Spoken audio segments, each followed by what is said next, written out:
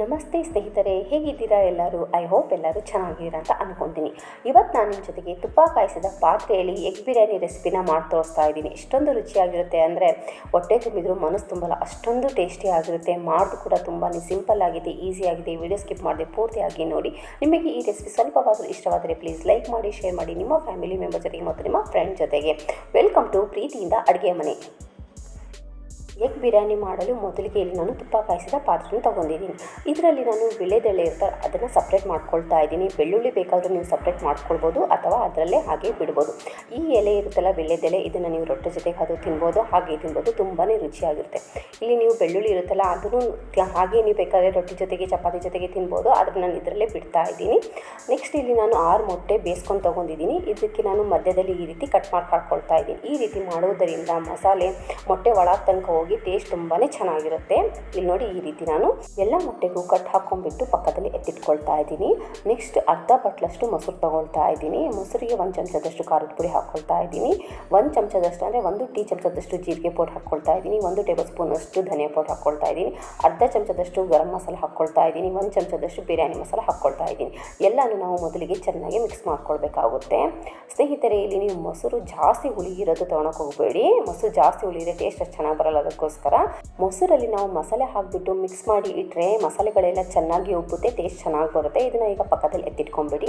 Next gas ಮೇಲೆ ನಾನು ತುಪ್ಪ ಕಾಯಿಸಿದ ಪಾತ್ರನ ಇಟ್ಕೊಳ್ತಾ ಇದ್ದೀನಿ. ಇದಕ್ಕೆ ಸ್ವಲ್ಪ ಎಣ್ಣೆ ಹಾಕ್ಕೊಳ್ತಾ ಅಂದರೆ 2 ರಿಂದ 3 ಟೇಬಲ್ ಸ್ಪೂನಷ್ಟು ಎಣ್ಣೆನ ಹಾಕ್ಕೊಳ್ತಾ ಇದ್ದೀನಿ. ಎಣ್ಣೆ ಹಾಕಿದ ಮೇಲೆ ಎಲ್ಲನೂ ಚೆನ್ನಾಗಿ ಮಿಕ್ಸ್ ಮಾಡ್ಕೊಂಬಿಡಿ. ಯಾಕಂದರೆ ತುಪ್ಪ ಕಾಯಿಸಿದ ಪಾತ್ರೆಯಲ್ಲಿ ನಾವು ಮೊದಲಿಗೆ ಏಲಕ್ಕಿ, ಕರಿಮೆಣಸು ಎಲ್ಲ ಹಾಕಿರ್ತೀವಲ್ಲ, ಅದನ್ನೆಲ್ಲ ಚೆನ್ನಾಗಿ ಮಿಕ್ಸ್ ಮಾಡ್ಕೊಂಡ್ಬಿಟ್ಟು ಅದಕ್ಕೆ ಈಗ ನಾವು ಮೊಟ್ಟೆ ಹಾಕಿಬಿಟ್ಟು ಫ್ರೈ ಮಾಡ್ಕೊಳ್ಬೇಕಾಗುತ್ತೆ. ಮೊಟ್ಟೆನ ಮೊದಲಿಗೆ ಈ ರೀತಿ ಫ್ರೈ ಮಾಡ್ಕೊಳ್ಳೋದ್ರಿಂದ ಮೊಟ್ಟೆ ಟೇಸ್ಟ್ ತುಂಬಾ ಚೆನ್ನಾಗಿ ಬರುತ್ತೆ. ಅದಕ್ಕೆ ಇಲ್ಲಿ ನಾನು ಉಪ್ಪು ಏನೂ ಹಾಕಿಲ್ಲ ಸ್ನೇಹಿತರೆ, ಯಾಕಂದರೆ ನಾನು ಬೆಣ್ಣೆ ಕಾಸುವಾಗ ಉಪ್ಪು ಹಾಕಿದ್ದೆ, ಅದಕ್ಕೋಸ್ಕರ ಇದರಲ್ಲಿ ನಾನು ಉಪ್ಪು ಹಾಕಿಲ್ಲ. ನೀವು ಬೇಕಾದ್ರೆ ಉಪ್ಪು ಹಾಕ್ಕೊಳ್ಳಿ. ಈ ರೀತಿ ಫ್ರೈ ಮಾಡ್ಕೊಂಡಾದ್ಮೇಲೆ ಇದನ್ನು ಈಗ ತೆಗೆದುಬಿಡಿ. ನೆಕ್ಸ್ಟ್ ಅದೇ ಬಾಣಲೆಯಲ್ಲಿ ನಾನೀಗ 2 ದೊಡ್ಡ ಈರುಳ್ಳಿನ ಸ್ಲೈಸ್ ಮಾಡಿಬಿಟ್ಟು ಹಾಕ್ಕೊಳ್ತಾ ಇದ್ದೀನಿ. 4 ಹಸಿಮೆಣಸಿನಕಾಯಿ ಸ್ಲೈಸ್ ಮಾಡಿಬಿಟ್ಟು ಹಾಕ್ಕೊಳ್ತಾ ಇದ್ದೀನಿ. ಹಾಕಿಬಿಟ್ಟು ನಾವು ಈರುಳ್ಳಿ ಸಾಫ್ಟ್ ಆಗುವವರೆಗೂ ಇದನ್ನು ನಾವು ಬೇಯಿಸ್ಕೊಳ್ಬೇಕಾಗುತ್ತೆ, ಅಂದರೆ ಫ್ರೈ ಮಾಡ್ಕೊಳ್ಬೇಕಾಗುತ್ತೆ. ಇಲ್ಲಿ ನಾನು ಎಣ್ಣೆಯಲ್ಲಿ ಯಾವುದೇ ಖಡಾ ಮಸಾಲನ ಹಾಕ್ಕೊಂಡಿಲ್ಲ ಸ್ನೇಹಿತರೆ, ಯಾಕಂದರೆ ನಾವು ತುಪ್ಪ ಕಾಯಿಸುವಾಗ ಏಲಕ್ಕಿ, ಲವಂಗ, ಕರಿಮೆಣಸು ಎಲ್ಲ ಹಾಕಿದ್ದೆ, ಅದಕ್ಕೋಸ್ಕರ ಮತ್ತೆ ಹಾಕೋಕ್ಕೆ ಹೋಗಿಲ್ಲ ಅಷ್ಟೇ. ಈ ರೀತಿ ಎಣ್ಣೆಯಲ್ಲಿ ಚೆನ್ನಾಗಿ ನೀವು ಈರುಳ್ಳಿಯನ್ನು ಫ್ರೈ ಮಾಡ್ಕೊಳ್ಬೇಕಾಗುತ್ತೆ. ನಂತರ 2 ಟೇಬಲ್ ಸ್ಪೂನಷ್ಟು ಶುಂಠಿ ಬೆಳ್ಳುಳ್ಳಿ ಪೇಸ್ಟ್ನ ಹಾಕ್ಕೊಳ್ಬೇಕಾಗುತ್ತೆ. ಶುಂಠಿ ಬೆಳ್ಳುಳ್ಳಿ ಪೇಸ್ಟ್ ಹಾಕಿದ್ಮೇಲೆ ಇದನ್ನು ಸಹ ಚೆನ್ನಾಗಿ ಮಿಕ್ಸ್ ಮಾಡ್ತಾ ಮೀಡಿಯಮ್ ಟು ಲೋ ಫ್ಲೇಮಲ್ಲಿ ಹಸಿ ಸ್ಮೆಲ್ ಹೋಗುವವರೆಗೂ ಚೆನ್ನಾಗಿ ಫ್ರೈ ಮಾಡ್ಕೊಳ್ಬೇಕಾಗುತ್ತೆ. ಚೆನ್ನಾಗಿ ಹಸಿ ಸ್ಮೆಲ್ ಹೋಗದಾದ್ಮೇಲೆ ಇದಕ್ಕೆ ನಾವು ಮೊಸರಿನಲ್ಲಿ ಮಿಕ್ಸ್ ಮಾಡಿರೋ ಮಸಾಲೆ ಇರುತ್ತಲ್ಲ ಅದನ್ನು ಹಾಕ್ಕೊಳ್ಬೇಕಾಗುತ್ತೆ. ಇಲ್ಲಿ ನೀವು ಮೊಸರು ಹಾಕುವಾಗ ಗ್ಯಾಸ್ ಫ್ಲೇಮ್ ಲೋ ಮಾಡ್ಕೊಂಡ್ಬಿಟ್ಟು ಹಾಕಿಬಿಟ್ಟು ಚೆನ್ನಾಗಿ ಮಿಕ್ಸ್ ಮಾಡ್ಕೊಂಬಿಡಿ. ನೀವು ಮೊಸರು ಹೈ ಫ್ಲೇಮಲ್ಲಿ ಹಾಕಿದರೆ ಒಡೆದೋಗುತ್ತೆ, ಅದಕ್ಕೋಸ್ಕರ ನೀವು ಲೋ ಫ್ಲೇಮಲ್ಲಿ ಹಾಕಿಬಿಟ್ಟು ಮೊಸರು ಹಾಕಿಬಿಟ್ಟು ಚೆನ್ನಾಗಿ ಮಿಕ್ಸ್ ಮಾಡ್ಕೊಳ್ಬೇಕಾಗುತ್ತೆ. ನಂತರ ಇದಕ್ಕೆ ನಾನು ಸ್ಲೈಸ್ ಮಾಡಿರೋ ಟೊಮೆಟೊನ ಹಾಕ್ಕೊಳ್ತಾ ಇದ್ದೀನಿ. ಟೊಮೆಟೊ ಬೇಕಾದ್ರೆ ಕಟ್ಟು ಸಹ ಮಾಡ್ಕೊಳ್ಬೋದು, ಇಲ್ಲಿ ನಾನು ಸ್ಲೈಸ್ ಮಾಡ್ಕೊಂಡಿದ್ದೀನಿ ಅಷ್ಟೇ. ಟೊಮೆಟೊ ಹಾಕಿಬಿಟ್ಟು ಚೆನ್ನಾಗಿ ಮಿಕ್ಸ್ ಮಾಡ್ಕೊಳ್ಬೇಕಾಗುತ್ತೆ. ಟೊಮೆಟೊನ ಹಾಕಿ ಚೆನ್ನಾಗಿ ಮಿಕ್ಸ್ ಮಾಡ್ಕೊಂಡು ಆದಮೇಲೆ ಇದಕ್ಕೆ ನಾನು ರುಚಿಗೆ ತಕ್ಕಷ್ಟು ಉಪ್ಪು ಹಾಕ್ಕೊಳ್ತಾ ಇದ್ದೀನಿ. ಉಪ್ಪು ನೋಡಿಬಿಟ್ಟು ಹಾಕ್ಕೊಳ್ಳಿ ಸ್ನೇಹಿತರೆ. ನೀವು ಬೆಣ್ಣೆ ಕಾಸುವಾಗ ಉಪ್ಪು ಹಾಕಿದರೆ ಉಪ್ಪು ನೋಡಿಬಿಟ್ಟು ಹಾಕ್ಕೊಳ್ಳಿ, ಇಲ್ಲ ಅಂತೇಳಿ ರುಚಿಗೆ ತಕ್ಕಷ್ಟು ಉಪ್ಪು ಹಾಕ್ಕೊಂಬಿಡಿ. ಉಪ್ಪು ಹಾಕಿಬಿಟ್ಟು ಚೆನ್ನಾಗಿ ಮಿಕ್ಸ್ ಮಾಡ್ಕೊಂಬಿಡಿ.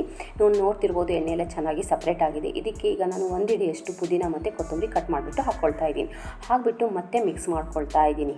ಈ ರೀತಿ ಚೆನ್ನಾಗಿ ಮಿಕ್ಸ್ ಮಾಡ್ಕೊಳ್ಬೇಕಾಗುತ್ತೆ. ಎಣ್ಣೆ ಸಪ್ರೇಟ್ ಆಗೋವರೆಗೂ ನೀವು ಮಿಕ್ಸ್ ಮಾಡ್ಕೊಳ್ಬೇಕಾಗುತ್ತೆ. ಇಲ್ಲಿ ಎಣ್ಣೆ ಎಲ್ಲ ಚೆನ್ನಾಗಿ ಸಪ್ರೇಟ್ ಆಗಿದೆ.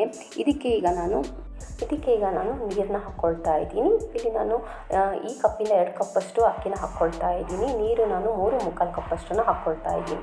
ನೀವು 4 ಕಪ್ಪು ಸಹ ಹಾಕ್ಕೊಳ್ಬೋದು. ಉದುರು ಬೇಕಂದರೆ ಸ್ವಲ್ಪ ಕಮ್ಮಿ ಹಾಕ್ಕೊಳ್ಳಿ, ಮೆತ್ತಗೆ ಬೇಕಂದರೆ 4 ಕಪ್ಪು ಸಹ ಹಾಕ್ಕೊಳ್ಬೋದು. ಅಕ್ಕಿಯಲ್ಲೇ ಸ್ವಲ್ಪ ನೀರಿರುತ್ತೆ, ಅದಕ್ಕೋಸ್ಕರ ನಾನು 3 ಕಪ್ ಹಾಕಿದ್ದೀನಿ. ಇದಕ್ಕೆ ಲಿಡ್ ಕ್ಲೋಸ್ ಮಾಡಿಬಿಟ್ಟು ಕುದಿಯಲು ಬಿಡಬೇಕಾಗುತ್ತೆ. ನೀವು ನೋಡ್ತಿರ್ಬೋದು ಲಿಡ್ ಓಪನ್ ಮಾಡಿದ್ದೀನಿ, ಚೆನ್ನಾಗಿ ಕುದೀತಾ ಇದೆ. ಇಲ್ಲಿ ನಾನು ತೊಗೊಂಡಿರುವ ಬಾಣಲೆ ಬಿರಿಯಾನಿಗೆ ಸಣ್ಣದಾಗುತ್ತೆ, ಅದಕ್ಕೋಸ್ಕರ ಈ ಮಸಾಲೆ ನೀರೆಲ್ಲ ನಾನು ಕುಕ್ಕರಲ್ಲಿ ಟ್ರಾನ್ಸ್ಫರ್ ಮಾಡ್ಕೊಳ್ತಾ ಇದ್ದೀನಿ. ಒಮ್ಮೆ ನಾವು ಅಡುಗೆ ಮಾಡುವಾಗ ಮೊದಲೇ ನಮಗೆ ಈ ಪಾತ್ರೆ ಸರಿ ಹೋಗುತ್ತೆ ಅನಿಸುತ್ತೆ, ಆಮೇಲೆ ಅದು ಸಣ್ಣದಾಗುತ್ತೆ. ಅದೇ ರೀತಿ ಇವತ್ತು ನನಗೂ ಆಗಿದೆ. ಬಾಣಲೆ ಸರಿ ಹೋಗುತ್ತೆ ಅಂದ್ಕೊಂಡೆ, ಬಟ್ ಸರಿ ಹೋಗಿಲ್ಲ. ನೀರೆಲ್ಲ ನಾನು ಕುಕ್ಕರಲ್ಲಿ ಟ್ರಾನ್ಸ್ಫರ್ ಮಾಡ್ಕೊಂಡಿದ್ದೀನಿ. ಇದಕ್ಕೆ ಈಗ ನಾನು ಅಕ್ಕಿ ತೊಳೆದ್ಬಿಟ್ಟು ಹಾಕ್ಕೊಳ್ತಾ ಇದ್ದೀನಿ. ಅಕ್ಕಿ ಹಾಕಿದ ಮೇಲೆ ಚೆನ್ನಾಗಿ ಮಿಕ್ಸ್ ಮಾಡ್ಕೊಂಬಿಡಿ ಈ ರೀತಿ. ನಂತರ ಇದಕ್ಕೆ ಸ್ವಲ್ಪ ಕಸೂರಿ ಮೆಥಿ ಹಾಕ್ಕೊಳ್ತಾ ಇದ್ದೀನಿ. ನೀವು ಹಸಿ ಮೆಂತ್ಯ ಸೊಪ್ಪಿದೆ ಅದನ್ನು ಸಹ ಹಾಕ್ಕೊಳ್ಬೋದು. 1 ಹಿಡಿಯಷ್ಟು ಕೊತ್ತಂಬರಿ ಸೊಪ್ಪು ಮತ್ತು ಪುದೀನ ಹಾಕ್ಕೊಳ್ತಾ ಇದ್ದೀನಿ. 1/4 ಚಮಚದಷ್ಟು ಬಿರಿಯಾನಿ ಪೌಡರ್ ಹಾಕ್ಕೊಳ್ತಾ ಇದ್ದೀನಿ. 1 ನಿಂಬೆಹಣ್ಣಿನ ರಸ ಹಾಕ್ಕೊಳ್ತಾ ಇದ್ದೀನಿ. ನಂತರ ಬೇಯಿಸಿರುವ ಮೊಟ್ಟೆನೂ ಸಹ ಹಾಕ್ಕೊಳ್ತಾ ಇದ್ದೀನಿ. ಮೊಟ್ಟೆ ಹಾಕಿದ್ಮೇಲೆ ಒಂದ್ಸರಿ ಚೆನ್ನಾಗಿ ಮಿಕ್ಸ್ ಮಾಡ್ಕೊಂಬಿಡಿ. ಮಿಕ್ಸ್ ಮಾಡ್ಕೊಂಡಾದ್ಮೇಲೆ ಇಲ್ಲಿ ನಾನು ರೆಡ್ ಫುಡ್ ಕಲರ್ ಸ್ವಲ್ಪ ನೀರಿನಲ್ಲಿ ಮಿಕ್ಸ್ ಮಾಡಿಬಿಟ್ಟು ಹಾಕ್ಕೊಳ್ತಾ ಇದ್ದೀನಿ. ಇದ್ರೆ ಹಾಕ್ಕೊಳ್ಳಿ, ಇಲ್ಲಾಂದರೆ ಸ್ಕಿಪ್ ಕೂಡ ಮಾಡ್ಕೊಳ್ಬೋದು. ಇಲ್ಲಿ ಲಿಡ್ ಕ್ಲೋಸ್ ಮಾಡಿಬಿಟ್ಟು 2 ವಿಷಲ್ ಕೂಗಿಸ್ಕೊಳ್ಬೇಕಾಗುತ್ತೆ. ಸ್ನೇಹಿತರೆ, ಇನ್ನೂ ನೀವು ನನ್ನ ಚಾನಲನ್ನು ಸಬ್ಸ್ಕ್ರೈಬ್ ಮಾಡಿದರೆ ಪ್ಲೀಸ್ ಸಬ್ಸ್ಕ್ರೈಬ್ ಮಾಡ್ಕೊಳ್ಳಿ, ಪಕ್ಕದಲ್ಲಿ ಬೆಲ್ ಬಟನ್ ಕೂಡ ಕ್ಲಿಕ್ ಮಾಡಿ. ವಿಷಲ್ ಆಗಿದೆ ಸ್ನೇಹಿತರೆ. ವಿಷಲ್ ಪೂರ್ತಿ ತಣ್ಣಗಾದ್ಮೇಲೆ ನಾವು ಲಿಡ್ ಓಪನ್ ಮಾಡ್ಕೊಳ್ಬೇಕಾಗುತ್ತೆ. ಪೂರ್ತಿ ತಣ್ಣಗಾಗಿದೆ, ಈಗ ಲಿಡ್ ಓಪನ್ ಮಾಡ್ಕೊಳ್ತಾ ಇದ್ದೀನಿ. ನೋಡಿ, ಎಗ್ ಬಿರಿಯಾನಿ ಈಗ ರೆಡಿ ಆಗಿದೆ. ತುಪ್ಪ ಕಾಯಿಸಿದ ಪಾತ್ರೆಯಲ್ಲಿ ಸ್ವಲ್ಪ ಕೊಯಾನು ಇರುತ್ತೆ. ಆ ಕೊಯಾನು ಬಿರಿಯಾನಿಗೆ ಹಾಕಿ ಮಾಡಿದರೆ ಕ್ರೀಮಿಯಾಗಿ ಟೇಸ್ಟಿಯಾಗಿ ಇರುತ್ತೆ. ಒಮ್ಮೆ ನೀವು ತುಪ್ಪ ಕಾಯಿಸಿದ ಪಾತ್ರೆಯಲ್ಲಿ ಎಗ್ ಬಿರಿಯಾನಿ ಅಥವಾ ಚಿಕನ್ ಬಿರಿಯಾನಿ ಮಾಡಿ ನೋಡಿ, ತುಂಬಾ ರುಚಿಯಾಗಿರುತ್ತೆ, ಕ್ರೀಮಿ ಆಗಿರುತ್ತೆ. ನಮ್ಮನೆಯವರಿಗಂತೂ ಹೊಟ್ಟೆ ತುಂಬಿತು, ಬಟ್ ಮನಸ್ಸು ತುಂಬಿಲ್ಲ, ಅಷ್ಟೊಂದು ರುಚಿಯಾಗಿತ್ತು ಅಂತ ಹೇಳಿದರು. ನೀವು ಒಮ್ಮೆ ತುಪ್ಪ ಕಾಯಿಸಿದ ಪಾತ್ರೆ ತೊಳೋಕ್ಕಿಂತ ಮುಂಚೆ ಎಗ್ ಬಿರಿಯಾನಿನ ಅಥವಾ ಚಿಕನ್ ಬಿರಿಯಾನಿನ ಮಾಡಿ ನೋಡಿ ಸ್ನೇಹಿತರೆ, ತುಂಬಾ ಇಷ್ಟಪಡ್ತೀರಾ. ಮಾಡಿಬಿಟ್ಟು ಅಲ್ಲಿ ಹೇಳಿ ಸ್ನೇಹಿತರೆ ಯಾವ ರೀತಿ ಬಂದಿದೆ ರೆಸಿಪಿ ಅಂತ ಹೇಳ್ಬಿಟ್ಟು. ಇಲ್ಲಿ ನಾನು ಸ್ಲೈಸ್ ಮಾಡಿರುವ ಈರುಳ್ಳಿ ಮತ್ತು ಸೌತೆಕಾಯಿ ಇಡ್ತಾ ಇದ್ದೀನಿ. ಜೊತೆಗೆ ಇಲ್ಲಿ ನಾನು ಮೊಸರು ಬಜ್ಜಿನೂ ಸಹ ಇಡ್ತಾ ಇದ್ದೀನಿ. ಎರಡರ ಕಾಂಬಿನೇಷನ್ ಅಂತೂ ಅದ್ಭುತವಾಗಿರುತ್ತೆ. ಮತ್ತೆ ಸಿಗೋಣ ಮತ್ತೊಂದು ಹೊಸ videos. Till then take care. Thank you for watching. ಪ್ರೀತಿಯಿಂದ ಅಡುಗೆ ಮನೆ.